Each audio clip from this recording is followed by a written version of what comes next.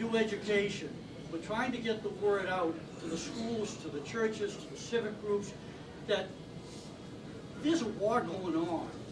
Your family, my family is being impacted, and let's not forget that. And if somebody comes in, we had a case of a girl at Danvers High School.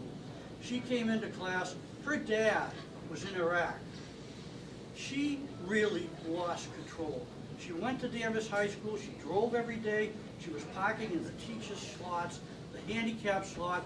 Her marks went from A right down to C minus, and nobody noticed. Nobody noticed because she's just another student and she kept it inside. Unlike someone who's going through marital problems or gambling problems or alcoholism, it's a little different because any minute that phone could ring and dad's been killed. And she really took it hard, and nobody seemed to know how to handle it. So we're trying to educate the schools by putting out pamphlets, translating them into Spanish, trying to get the word out. And then the last mission we do is we've got a direct line with the clergy and the hospitals overseas, because they don't get through their pipeline the stuff that they need as fast as we can get it to them. My daughter called one night and said, it's in January, it's cold in Iraq. Very, very cold.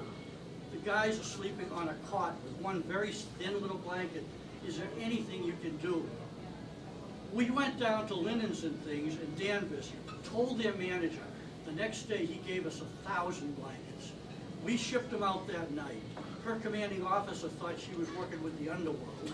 But that's what you got, the formal and the informal organizations, and working together we can create miracles.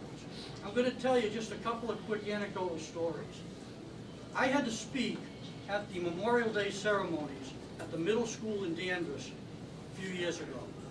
And I'm thinking to myself, what can I say that the students will pay attention to? God answered my question. 2 days before Memorial Day, I got a letter in the mail. I opened it up, and it was addressed to Colonel Moody, Operation Troop Support, Danvers, Massachusetts.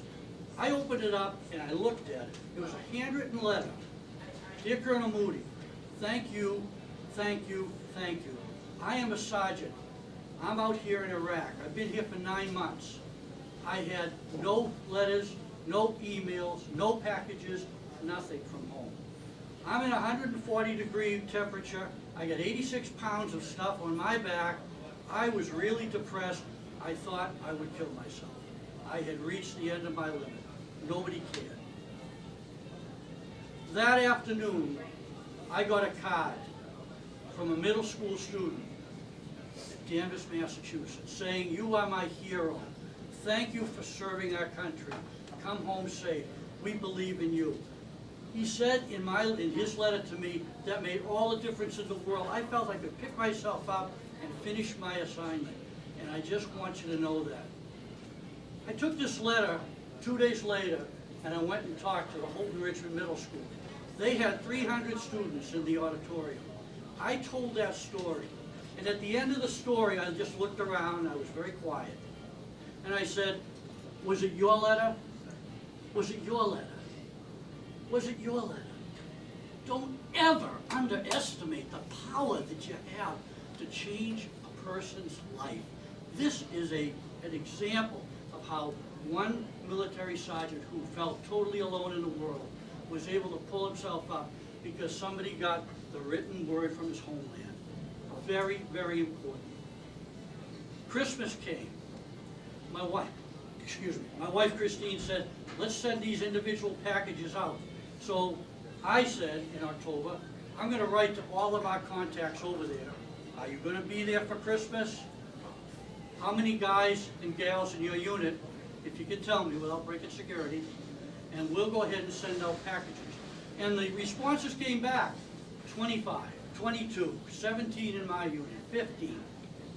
I'm going to use his name because I love this kid, Staff Sergeant Marine Neil Stillman. Colonel Moody, I got 3,000 guys in my unit. Oh, crap! What did we do? So we went on the cable, we went on the television, we went on the newspapers, and we said, we'd like people to donate new gifts. And we told them exactly what to give. There were 5 gifts that we had listed. if you have it in your heart to give it to us, we would like to send it over. Well, I easily got the 3,000 gifts. I got more than that. So I wrote back to him and I said, are you sure you want me to send you 3,000 gifts? You are in Fallujah. You are fighting for your life. In order for me to send you 3,000 gifts, they're going to fit in 700 boxes this tall. What are you going to do? Don't worry about that, he said. Send them to me. So I did. Every week we went down there, sent more packages. He got 3,000 gifts. He came home to Camp Lejeune, North Carolina in January. I told him, if you're ever in New England, if you're ever in the Boston area, please look me up, because I want to see the guy that distributed 3,000 gifts in the middle of a war. That was in January. Didn't hear from him again until May.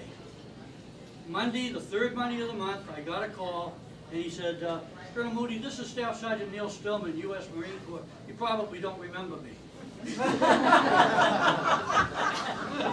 I want to ask you a question. If you gave somebody 3,000 presents at Christmas, you probably remember who he was. So I was thrilled. He said, my wife and my little boy and I would love to come up and personally thank the people in the Boston area for what they did. And I was thrilled. Boy, I got on the cable again, I got on the papers, and they said, come down to the Danvers BFW Thursday night. You're going to see a real live Marine, and he's going to talk to you. But sure enough, 7 o'clock, Thursday night, he showed up. Came in at some cutoffs. He started to talk to us, and we asked him, how did you deliver 3,000 gifts when you were in the middle of a war in Fallujah? And this is his story. I was like radar on MASH. I knew everything. I found out where all the units were. I sat down there and I plotted on a street map my route. On the 23rd of December, I sent out 2,000 gifts aboard Apache and Black Hawk helicopters to the far reaches of the country, along the Syrian border, along the Iranian border, where we had guys that were associated with us. But that still left 3,000 gifts left. I'm sorry, he had 3,000. That still left 1,000 left. And he took a Toyota truck. He filled it full of the 1,000 gifts. He took a corporal who did not want to go with him. He had a cassette recorder, a cassette player, that played all fast Christmas music. Santa Claus is coming to town, Jingle Bell, beginning to sound a lot like Christmas. All these really nice Christmas music. He wired horn speakers and welded them to the top of the cab. You could hear that music for about a mile away. Loaded up with the car, with the gifts, and at 12:01 on Christmas morning, he was not going to do it before. 12:01 on Christmas morning, he came walking out of his barracks, Santa Claus outfit, from head to toe. He had the black boots that his wife sent him, the hat, the big belly, and he walked out in his red and white Santa Claus outfit. And he managed to get behind the wheel of his Toyota truck. And he got on the microphone and he said, "Don't shoot me, I'm coming through." And he started to drive through the streets of Baghdad, Fallujah, down into Babylon, 120 square miles.